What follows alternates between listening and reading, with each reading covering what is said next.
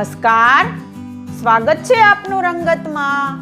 હું સિદ્ધિ કમાણી રોજ તમને અવનવી વાનગી બનાવતા શીખવું છું। જો તમને મારી વાનગી પસંદ આવતી હોય તો તમે મારી ચેનલને સબસ્ક્રાઇબ કરો, મારા વિડીયોને લાઈક કરો અને તમારા ગ્રુપમાં મારા વિડીયો જરૂરથી શેર કરો। તો આજે આપણે લીલી મેથી પાપડનું સબ્જી બનાવતા શીખીશું, એકદમ કાઠિયાવાડી સ્ટાઇલથી। તે ખાવામાં પંજાબી શાકને પણ ટક્કર મારે એવું એકદમ ટેસ્ટી બને છે। તો એ પહેલાં તમે હજુ સુધી મારી ચેનલને સબસ્ક્રાઇબ ના કરી હોય તો વિડીયોની નીચે જ્યાં રંગત છે તેની બાજુમાં સબસ્ક્રાઇબનું બટન છે, તે બ્લેક કલરનું હશે। તો તમે હજુ ચેનલ સબસ્ક્રાઇબ નથી કરી તો તેને તમે ક્લિક કરો અને તેને તમે ક્લિક કરશો એટલે એક બેલ આઇકન આવશે, તેને પણ તમે ક્લિક કરો જેથી મારા વિડીયોના નોટિફિકેશન સૌપ્રથમ તમને મળતા રહે। તો ચાલો આજે આપણે બનાવવાનું શરૂ કરીએ। એકદમ નવું અને પંજાબી શાકને ટક્કર મારે તેવું લીલી મેથી પાપડનું સબ્જી। એકદમ ટેસ્ટી લીલી મેથી પાપડનું સબ્જી બનાવવા માટેના ઇન્ગ્રેડિયન્ટ્સ આપણે અહીંયા જોઈ લઈએ। મેં અહીંયા 2 મીડિયમ સાઇઝના મીડિયમ તીખા એવા મરચાના ટુકડા કરીને લીધા છે। 5 કળી મેં અહીંયા લસણ લીધું છે, 2 ચમચી સિંગદાણાનો ભૂકો, 1 મીડિયમ સાઇઝની ડુંગળી, 1 મીડિયમ સાઇઝનું ટામેટું, 1 ચમચી ધાણા જીરું પાવડર, 1 ઇંચ આદુનો ટુકડાના મેં ટુકડા કરીને લીધા છે, 2 ચમચી દહીં, 1 ચમચી ખાંડ, 1 ચમચી નમક, 1 ચમચી લાલ મરચું પાવડર, અડધી ચમચી હળદર, 1 નાની ચમચી રાઈ લીધી છે, 1 નાની ચમચી જીરું, અડધી નાની ચમચી ગરમ મસાલો, 1 વાટકી મેં અહીંયા લીલી મેથીને ઝીણી સમારી અને લીધી છે, 2 અડદના પાપડ અહીંયા મેં કાચા લીધા છે અને વઘાર માટે મેં અહીંયા તેલ લીધું છે। તો ચાલો આપણે બનાવવાનું શરૂ કરીએ। એકદમ ટેસ્ટી એવું લીલી મેથી પાપડનું સબ્જી। લીલી મેથી પાપડનું સબ્જી બનાવવા માટે આપણે મેં જે અહીંયા 2 મરચાના ટુકડા લીધા હતા તો અહીંયા મેં એક મિક્સર જાર લીધું છે, તેની અંદર આપણે એડ કરી અને એની પેસ્ટ બનાવવાની છે। તો મેં અહીંયા મરચાં એડ કરી દીધા છે। હવે આપણે લસણ જે અહીંયા લીધું હતું તેને પણ આપણે એડ કરી દઈશું અને આદુના ટુકડાને એડ કરી દઈશું અને આપણે એની પેસ્ટ બનાવી લેવાની છે। તો હવે આપણે એને ઢાંકણ ઢાંકી અને પેસ્ટ બનાવી લેશું।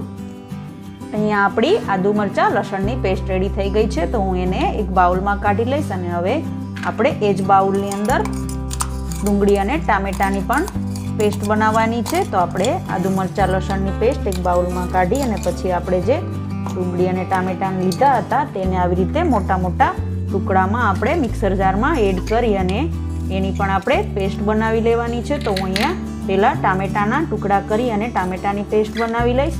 અહીંયા મેં ટામેટાની પેસ્ટ બનાવી અને કાઢી લીધી છે। તો હવે આપણે એની અંદર જે ડુંગળી એક લીધી હતી એને આવી રીતે ટુકડા કરી અને આપણે ડુંગળીની પણ પેસ્ટ બનાવી લઈશું।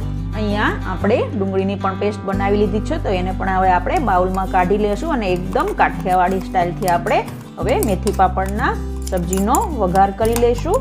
હવે આપણે સબ્જીનો વઘાર કરવાનો છે, તો એના માટે હું અહીંયા એક નોનસ્ટિક પેનને ગેસ ચાલુ કરી અને ગરમ કરવા માટે રાખી દઈશ ને હવે આપણે એની અંદર 3 થી 4 ચમચી મોટી એવું તેલ એડ કરી દઈશ। તો એને તેલ એડ કરી અને તેલ ગરમ થાય ત્યાં સુધી આપણે બધો જ વઘાર કરવાની વસ્તુ રેડી કરી લઈશું। તો હવે આપણે તેલ એડ થઈ ગયું છે, તેલ ગરમ થાય એટલે આપણે સબ્જીનો વઘાર કરી લઈશું। અહીંયા આપણું તેલ ગરમ થઈ ગયું છે, તો મેં અહીંયા 1 ચમચી નાની રાઈ લીધી હતી તે આપણે તેલની અંદર એડ કરી દઈશું।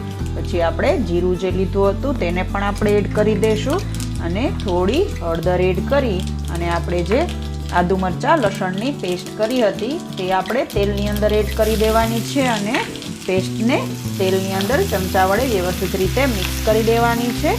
તો તમે આદુ મરચાં લસણની પેસ્ટ તેલમાં નાખશો ત્યારે સબ્જીનો ટેસ્ટ ખૂબ જ મસ્ત આવશે અને સ્મેલ પણ ખૂબ જ મસ્ત આવે છે વઘાર કરો ત્યારે। તો હવે આપણે આદુ મરચાં લસણની પેસ્ટને સબ્જીની અંદર મિક્સ કરી દીધી છે। તો અહીંયા આપણે ડુંગળીની જે પેસ્ટ બનાવી હતી તેને પણ આપણે એડ કરી દઈશું અને એને પણ આપણે તેલની અંદર મિક્સ કરી અને થોડી વાર માટે સાંતળી લઈશું। એકદમ બ્રાઉન થાય ત્યાં સુધી આપણે ડુંગળી આદુ મરચાં લસણની પેસ્ટને સાંતળી લેવાની છે। તો આપણે હવે એને ચમચા વડે ચલાવતા 1 થી 2 મિનિટ માટે સાંતળી લઈશું। અહીંયા આપણે લસણ આદુ મરચાં ડુંગળીની પેસ્ટ મસ્ત રીતે બ્રાઉન થઈ અને સંતળાઈ ગઈ છે। તો હવે આપણે જે ટામેટાની પેસ્ટ કરી હતી તેને પણ આપણે ગ્રેવીની અંદર એડ કરી અને મિક્સ કરી લઈશું અને થોડી વાર તેલ છૂટું પડે ત્યાં સુધી આપણે ગ્રેવીને પકાવી લઈશું। તો હવે આપણે આવી રીતે ટામેટા ડુંગળી બધું વ્યવસ્થિત રીતે તેલની અંદર મિક્સ થઈ અને પાકે ત્યાં સુધી એને ચલાવતા રહેવાનું છે। તો એ પહેલાં આપણે હજુ એમાં થોડું મીઠું એડ કરી દઈએ, એટલે ગ્રેવીની અંદર મસ્ત રીતે મીઠું પણ એડ થઈ જાય અને ખૂબ જ ટેસ્ટી બની જાય. તો હવે આપણે એની અંદર જે મેં અહીંયા 1 ચમચી નમક લીધું હતું તે એડ કરી દઈશ અને એને પણ મિક્સ કરી લઈશ ચમચા વડે. તો હવે આપણે ગ્રેવીને બધી જ વસ્તુ પાકી અને તેલ છૂટું પડે ગ્રેવીમાંથી ત્યાં સુધી આપણે એને પકાવી લેશું. અહીંયા આપણી ગ્રેવી મસ્ત રીતે પાકી ગઈ છે અને તેલ પણ છૂટું પડવા લાગ્યું છે. તો હવે આપણે જે બાકીના મસાલા છે તે એડ કરી દઈશું. તો અહીંયા મેં જે હળદર બાકી રાખી હતી તેને હું એડ કરી દઈશ. અહીંયા 1 ચમચી ધાણા જીરું મેં પાવડર રાખ્યો હતો તેને પણ આપણે એડ કરી દઈશું અને અહીંયા લાલ મરચું પાવડર મેં લીધું હતું 1 મોટી ચમચી તે એડ કરી દઈશું. અને હવે આપણે જે લીલી મેથી ધોઈ અને મેં એક બાઉલ લીધું હતું તેને આપણે એડ કરી અને ચમચા વડે બધી જ વસ્તુને ગ્રેવીની અંદર મિક્સ કરી લઈશું. તો હવે આપણી મેથી મિક્સ થઈ અને પાકી જાય ત્યાં સુધી આપણે સબ્જીને પકાવી લઈશું. અહીંયા આપણે મેથી એડ કરી હતી તે મસ્ત પાકી ગઈ છે ને તેલ છૂટું પડવા લાગ્યું છે. તો હવે આપણે જે 2 ચમચી દહીં લીધું હતું તેને આપણે એડ કરી દઈશું અને 2 ચમચી સિંગદાણાનો ભૂકો લીધો હતો તેને પણ એડ કરી દઈશું. અને અહીંયા મેં 1 ચમચી ખાંડ લીધી હતી, ખાટો મીઠો ટેસ્ટ આવે એટલા માટે મેં ખાંડ લીધી છે.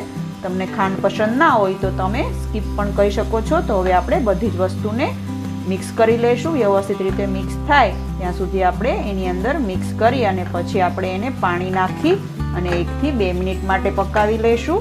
તો હવે આપણે દહીં અને શિંગદાણાનો ભૂકો મસ્ત મિક્સ થઈ ગયો છે. તો હવે આપણે એની અંદર 1 વાટકી પાણી એડ કરી અને થોડી વાર માટે પાણી ઉકળે ત્યાં સુધી પકાવી દઈશું. તો અહીંયા મેં પાણી એડ કરી દીધું છે. તો હવે આપણે એને 1 થી 2 મિનિટ માટે પાણી ઉકળે ત્યાં સુધી પકાવી લઈશું.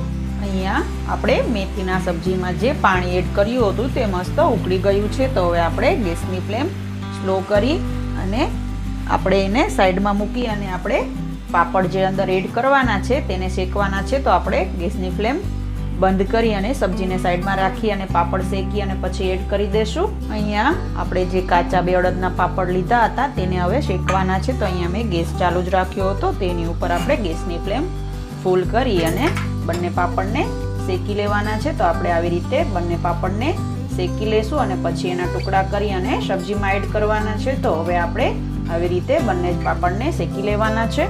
આપણા પાપડ મેં અહીંયા શેકી લીધા છે. તો હવે હું પાપડના ટુકડા કરી લઈશ. ત્યાં સુધી આપણે સબ્જીને ગેસની ફ્લેમ સ્લો રાખી અને થોડી વાર માટે પાણી ઉકળે ત્યાં સુધી ઉકળવા દઈશું.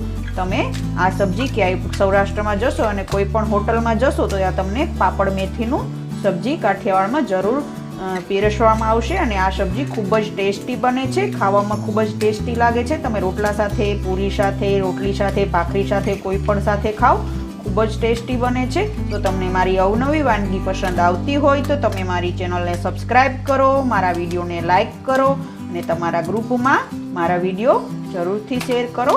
તો અહીંયા આપણા સબ્જીનો એકદમ મસ્ત રીતે ઉકળી ગયું છે. તો હવે આપણે એની અંદર જે મેં અહીંયા પાપડના ટુકડા કર્યા છે તે એડ કરી દઈશું અને પછી આપણે એને મિક્સ કરી અને સર્વિંગ માટે લઈ લઈશું. તો હવે અહીંયા મેં પાપડના ટુકડા કરી લીધા છે. તો હવે આપણે સબ્જીની અંદર એડ કરી અને ચમચા વડે મિક્સ કરી લઈશું.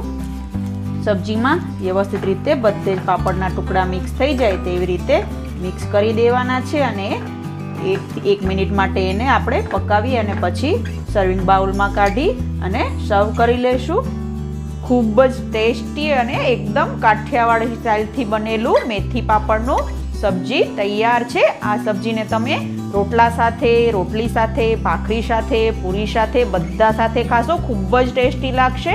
તો તમે પણ આ સબ્જી ઘરે જરૂરથી ટ્રાય કરો અને તમારું સબ્જી કેવું બન્યું તે મને કમેન્ટ બોક્સમાં જરૂરથી જણાવજો. કેવી લાગી આજની રેસીપી તમને?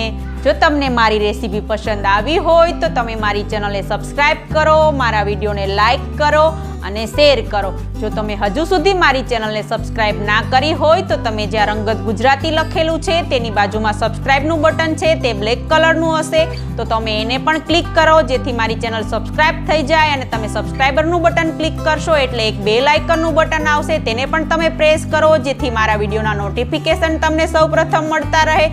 તો રોજ આવી અવનવી વાનગી જોવા માટે જોતા રહો રંગત, ખાણીપીણીના શોખીન ગુજરાતીઓની. Thanks for watching.